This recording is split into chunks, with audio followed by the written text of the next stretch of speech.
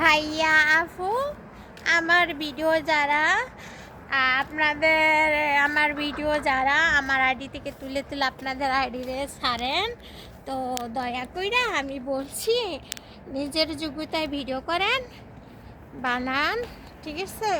আর আমার ভিডিওগুলা উঠে উঠে তো আপনার ভিডিওতে আইডিতে ছাড়বেন না।